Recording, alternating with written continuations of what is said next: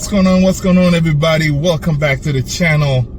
I'm super excited, boosted that you are back here, man. I am so excited for another wonderful day that I'm going to give you everything you need to know about what transpired today from our Manchester United.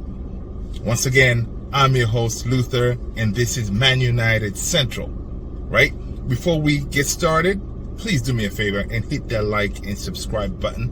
That way you do not miss anything that comes from our channel, right?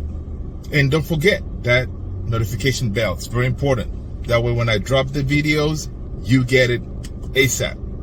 All right, so let's see what I got for you today. Today was, as usual, very eventful day when it comes to the Man United world, right? I'm super excited during this time because this is when the transfer market is picking up. News coming from left, right, and center, right? So the first one that has been dominating today, you know it, right? I know you've heard about it. So the story is, I believe David Ornstein was reporting that Mason Mount from Chelsea is looking to, he would prefer, out of all the teams that are coming after him, he would prefer to join Manchester United, right? That being said, right, I know he didn't have a good season this past season. Chelsea, the whole team was pretty much terrible. And he specifically didn't have a really good season compared to the season that he had last season, where, he had scored at least 10 plus goals. And he was very dominant in the attacking front. But, when this season started, he was not the same, right? So this news kind of caught me off guard because really Mason Mount was not in my radar at all. So just like you all, I'm sure you all surprised when you saw this news today, if you haven't hearing it from me, that definitely he's a target for Manchester United, and he has already, told Chelsea and pretty much reported, via his agent to all these other teams. I think Arsenal and I think Newcastle were looking at him, telling them, look, my preferred destination is Manchester United. Now, do me a favor. In the comments below, tell me, would you prefer or would you want him to join Manchester United? Right? And if not, who would you like for us to sign if you had all the unlimited funds, I guess, right? But anyway, that being said, so let's talk more about Mason Mount. To me, I think him coming over to us, right? Ideally, I would like us to sign a player that is more defensive minded, right? More to play along on the side of Casemiro, right? In basically Eriksen role, right? A player like that who can play that role. And also we know Casemiro, like this season, he was, when he got his red carded, suspended and stuff like that, you want someone who can jump in there and being able to do that role. To me, Mason Mount is more of an attacker, right? Attacking mid, that number 10 role or number 8, Mason Mount will be good, for example, whenever we're playing at home, where you can just have Casemiro sit back, and him and Bruno, creating a ruckus when it comes on the attacking front, creating for the strikers. But the problem comes is when we go to a place like Anfield, we go to Arsenal, that becomes the problem, because we know, we saw this season, right? This season, our midfield was getting overrun a lot. So we need someone who's more defensive minded, who, when we go out away from home, Anfield, Man City, we can have someone who was, play along Casemiro and being able to defend and also advance the ball and create chances. And I don't see Mount as that player.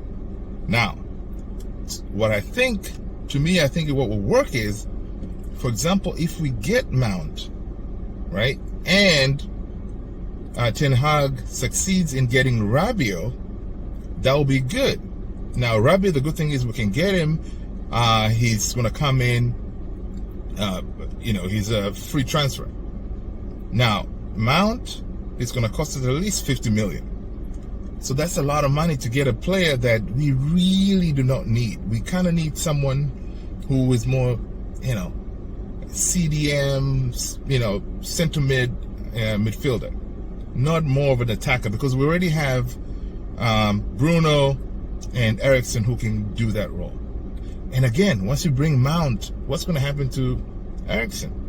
To me, Eriksen is crucial. Like this season, he minus the injury, he played very well. He was crucial, and he is crucial in all the games that he plays. So, you tell me what y'all think in the comments below. Is it a good idea to get Mount, or we scrap it and go for a different type of player? Like, to me, Caicedo from Brighton, he would be fantastic, because he's defensive and he can also attack, right? Of course, now if you were to get, for example, you do get Mason Mount and then you get Declan Rice, now you're talking, right? Because that, of course, if you bring those two players, you're gonna have to get rid of McTominay, Fred, to create that space. Right now, in the perfect world, of course, if you bring Declan Rice, Mount, and then up top we bring Kane, that's going to be a lot of money spent there, because Kane, 100 something, maybe 100 mil, and then you're talking about Declan Rice, 80 mil, and then you have Mount, 50. Man, people are going to be, all our haters, they're going to really be laughing at us, because we're spending all this money on players that, yes, we need Kane as a striker. Declan Rice, yeah, but we can get somebody else who's cheaper instead of us splashing all that cash, right, on the three of them. Now, according to reports, is when it comes to the striking front, Erik ten Hag is actually obsessed with Harry Kane. So he feels like Harry Kane is the ideal striker for him. So I don't know. Hopefully he gets him. As if we're able to sell some players, or we do get acquired and the funds get released to him, he can go after him. But the plan is to start negotiations ASAP. That way, Daniel Levy from Tottenham knows that we're serious, and we put our money where our mouth is, because we know with Dan Levy, it's going to be a long negotiations with him, right? He's not an easy person to negotiate with. So it's going to be interesting. It's going to be really interesting, the transfer season, and it's just around the corner. It's about to start. That's where all this news are coming up. So stay tuned, and again, don't forget the subscribe button, and the like and the notification, that whenever the news drops, I'll be here to update you.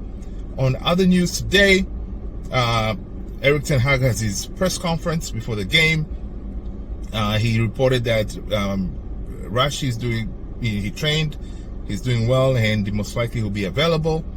And he was asked about Martial, and what's his thoughts, because they say, the reporters, they're talking about, I know Martial was not happy to be substituted, and when he came out, he didn't shake your hand. What do you think, Erik ten Hag? Are you, planning to keep him? One of those trick questions. Erik ten Hag was responding and said, look, Martial, whenever he's been fit, he's been crucial. Whenever he's in the game, we play well, we hold the ball, and he also makes the difference. He scores, right? But he said, look, if you're not fit, you cannot score, or you're not on the pitch, you cannot score, right? So that's what he said, which is very true. So now, from that question, you can interpret yourself like, you know what? He's probably said, look, I'm getting frustrated with Martial because he's never fit and I need him. So it may be time, as I said yesterday in my video, maybe time for Martial to go. I will not really be that upset. If he goes, we can bring in, we can bring in Kane and maybe Rasmus Højlund, like an understudy to Kane, because of course you cannot just get Rasmus Højlund in as your main striker, because you risk that, that player to adjust to the Premier League, because the Premier League is no joke, right? The same thing as Osimhen.